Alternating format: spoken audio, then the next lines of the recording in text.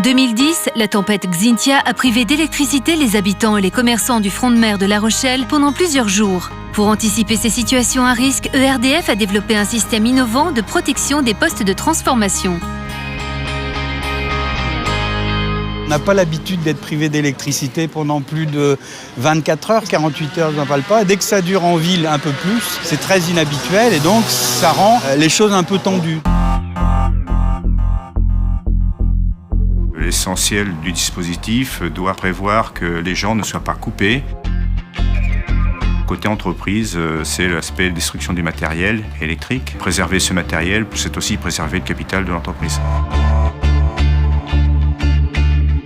Le plan local d'urbanisme de la ville de La Rochelle a été transformé à l'aune de cet événement et donc d'avoir des prescriptions particulières sur certaines zones de la ville qui n'existaient pas avant cet événement. Nous avons plusieurs transformateurs souterrains sur le port de La Rochelle et donc ce dispositif permet, sur une alerte de la préfecture, de mettre en place une sécurité pour éviter la submersion marine. C'est un dispositif qui est très souple et qui se met en place en environ 1 heure pour 2 ou 3 transformateurs. Au départ, nous étions partis sur une idée un peu plus compliquée et grâce à la conception d'un collègue qui a travaillé dessus dans le détail, c'est le fruit de notre imagination. Et il a fallu que je me mette en charge de trouver un industriel pour produire et de régler quelques problèmes techniques. Donc là, j'ai eu recours à l'entreprise Cardinaux, que je connaissais bien par ailleurs.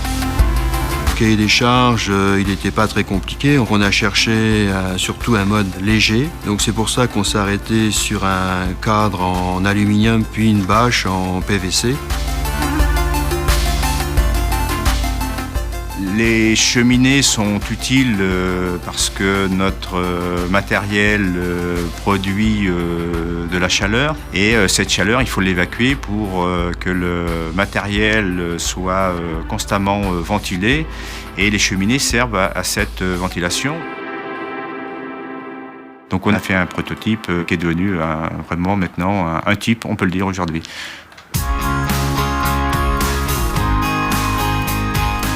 C'est un produit qui n'existait pas et qu'on peut aujourd'hui développer dans d'autres domaines d'application.